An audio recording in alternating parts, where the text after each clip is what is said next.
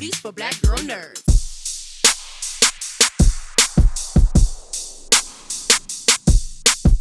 Spoilers are no fun. I agree. And that is the beauty of Cobra Kai, because we think we know how people are coming back, but we are just not sure. And this season is another great example of that.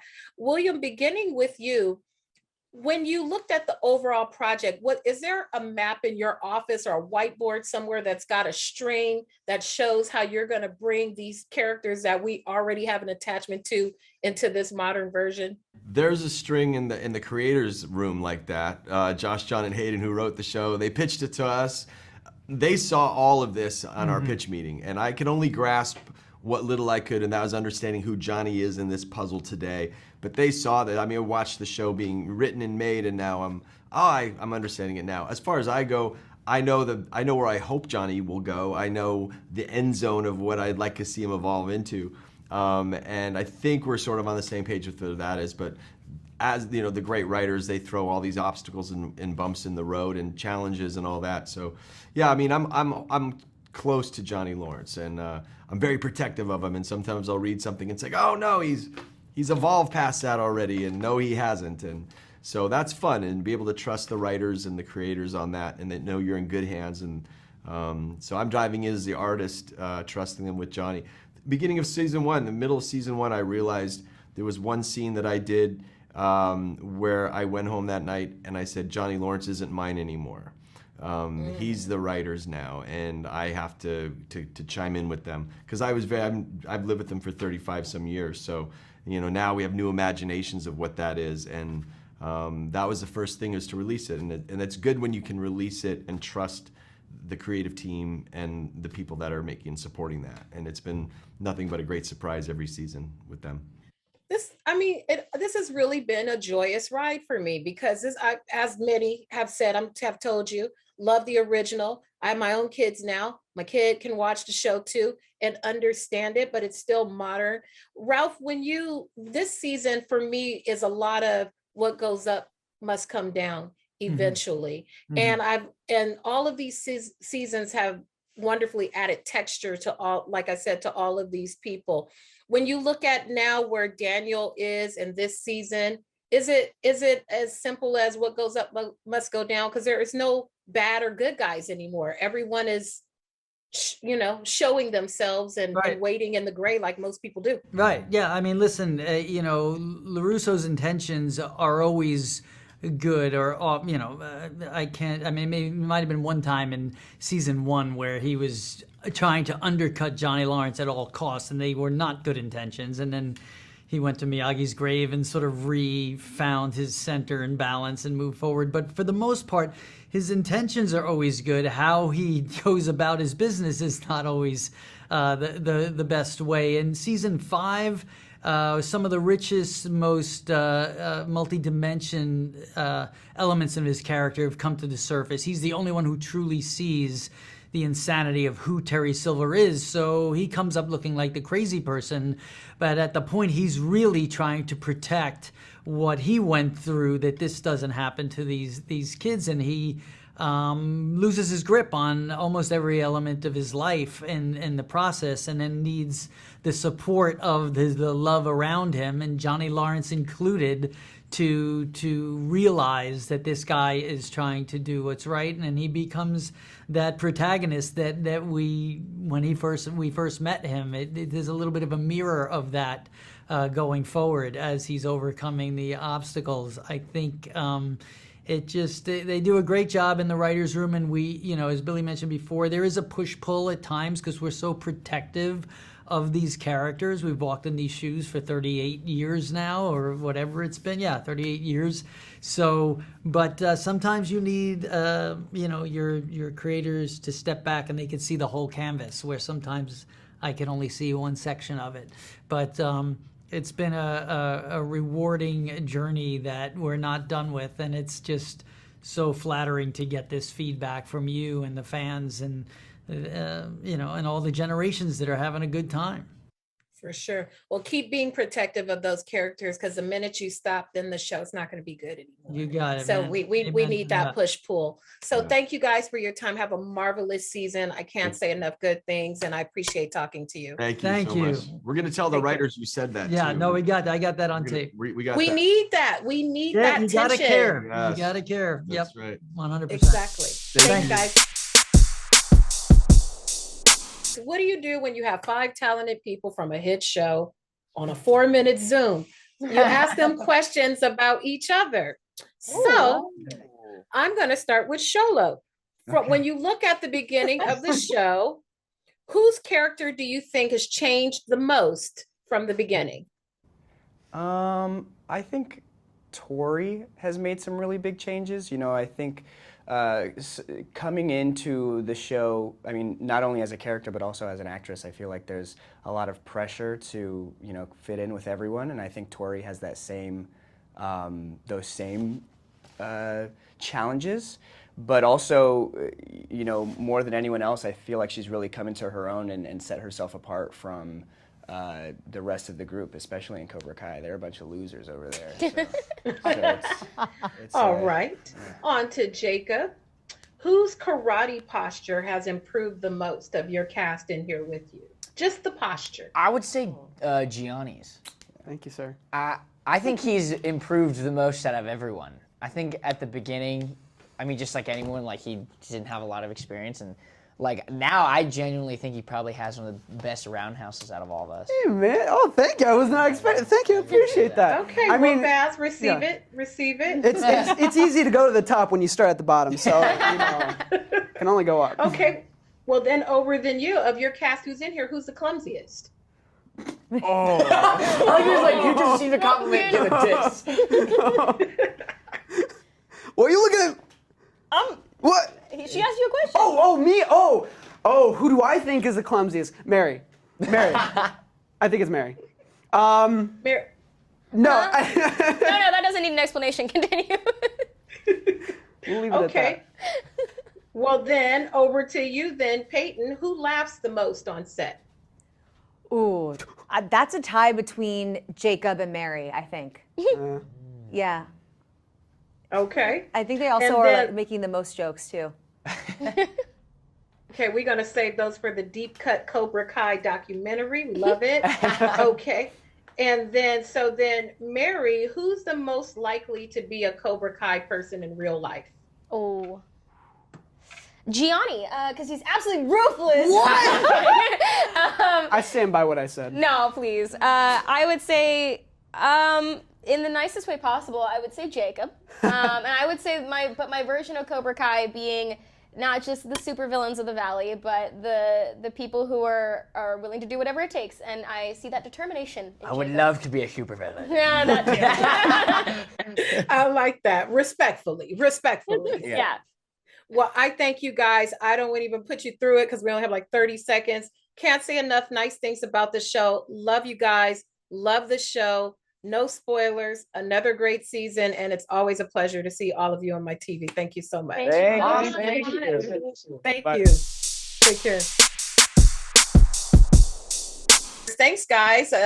Pleasure to be with you. Back for another great season of Cobra Kai. And kind of new kids, not really the new kids. We've met you, but now we get to spend more time with each of you this season. Griffin, since you're in the top, we are part of the LaRusso family, and we've seen quite an arc for them, and good and bad and up and down and all these interesting things. So now it's your turn. Are you nervous stepping out into a bigger shine this season? So now we get to spend more time with you. Yeah, I think there's definitely a lot of like nerves and responsibilities that come with this, but I think it's a lot of fun, you know, to be like really see what Anthony's dynamic is, especially part of the family and part of the greater karate world of the show. And I think just I'm really excited for everyone to get to see that there's so much more to him than we've seen before, and that he really does care about his family and about, you know, keeping everyone safe. And I think it's really exciting, and I'm excited for people to see it. Mm-hmm. I love the grouping of all of you because the three of your characters find your way into it, but don't have that immediate attachment to the karate like some of the other kids have. It's kind of like an involuntary pull into it. Dallas, I love your character because I feel like he really gives us a lot of texture to what it's like to be on both sides of the bullying and being bullied role and things that's happened. So what's more fun for you to be on the bullying side or be on the bullier side? That's a really good question. Me personally, I'm gonna have to say I enjoy getting bullied. I know how weird that sounds. But it's something different that I've never really played in the characters that I have performed with. And I think it's just so unique and special about it. Although I really enjoy the bullying aspect, I think that's also something different, but I've done it before. I think just being able to be in that mindset of struggling to find his own identity and struggling with bullying, I think that's just really cool. And I hope a lot of characters and a lot of kids relate to that. I think so too. And I like that you like being on the adverse side. Probably gives you more flexibility to have more fun. You can do more interesting kind of stunt stuff because you can fall on the ground and be like, oh, please don't hit me. And it looks really cool. Oona, for you, also, welcome. Glad to see you. This is a season where it's like what goes up must come down. You know, we've known for so long that, oh, the Cobra Kais are the bad guys and the Miyagi-Dos are the good guys. But it's not as simple as that. Talk a little bit about kind of adding texture to both of these factions who have been kind of pigeonholed the whole time. And now, tables can turn. Right. I think the great thing about Cobra Kai is that all the characters are flawed and it kind of blurs the lines between good and evil. So you get to see Devin kind of stepping into her own and trying something new and finding herself this season a little bit more. Absolutely. And lastly, okay, so when it's set day and all of you have to shoot, who's going to be the first, by show of hands, who's going to be the first person to get to set? Who's the early bird in the crew? It kind of depends on our call time. All of us. There's never been, I'll say this because I respect everybody here. There's never been like one of us who are late. Like we're always on time, always 10 to 15 minutes early. Like we all do that. So I'm going to have to say all of us. Yeah. Pretty much everyone except for Jacob gets there on time. Oh, gee. Oh, throwing him under the bus. Jacob on blast. That's crazy. That's okay. Well, I thank you guys. That is my time. Have an awesome season. You already know it's a great show and fans love it. I appreciate your time. Thank you so much. Oh, thank you so much. Thanks so much. Thank you. Guys, two of my favorite guys from throughout the franchise history. I thank you both for your time. What has been one of my favorite things about this series as a whole is the introduction of the nostalgia into the modern, you know what I'm saying, the modern aspects of the show. And it's very well done because we know someone's going to come, but we don't exactly know how, and we don't exactly know when. So Thomas, beginning with you, as the series has taken off, were you watching going, I wonder how they're going to bring me back? Were you tuned into that until they actually made the call, or did you watch it like the rest of us? I watched it like a fan, and the God's honest truth, went in saying I heard about it and was like thinking it's going to be a train wreck, what they're going to try to do, and then I watched it on YouTube, and it was just fantastic. I was so proud of the guys, of Billy and Ralph, and what they had done, and what these creators had done with it. And even then, for the first binging the first two seasons, it's like, oh, Terry really doesn't fit into that world.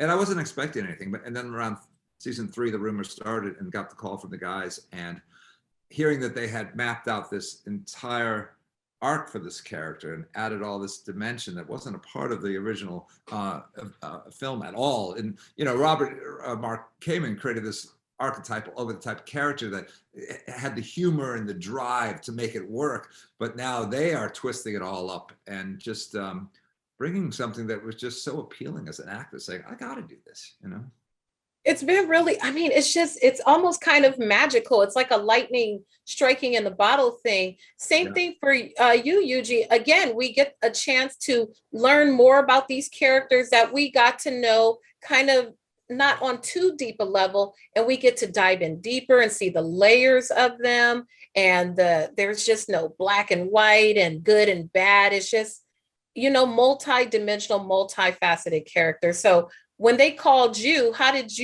were you watching as a fan and waiting to see how they would incorporate you, or did you not even have any expectations? Yeah, I watched it as a fan, and I thought the show was really great. And like Terry said, with Ralph and with Billy, I think they set the tone. I mean, they were so fantastic in season 1 that I thought, man, this show could go all these directions. My God! But I didn't know how they're gonna bring Chosen's character back. I had no idea. But the writers found a way to send Ralph's character to Okinawa, which, there we go. So when I got the call from the writers, they pitched this whole idea, and they said, we want you back for this, season 3, and this is how it's going to go, and this and that. I said, I'm on board. They are so passionate and so good at what they do that it was kind of a no-brainer. So I'm so blessed to be part of this world and get a chance to work with these tremendous actors. It's really, really great. It's great. It's good family TV because I can watch it remembering the original. My kid can watch it because they got all these new characters to kind of bridge the gap. So one last question. When you finally got to set for this season, who's more likely of the two of you, show of hands, to do a little karate kick, a little, flash from the past? Did anybody warm up and do any moves for old time's sake once you got to set, either of you? Well, I'm always doing it. I'm throwing kicks whenever I can. Well, I mean, this is such a great show. How could you not? Exactly. And then, being able to square off with Yuji is just fantastic. Yeah, well, I try not to throw too many kicks. I might pull a muscle. No, please don't do that because we want to keep you as long as possible. Thank you guys for your time. Have a marvelous season. I can't say enough good things about the show, and it's just really a pleasure to talk to both of you. Thank you so much. Thank you.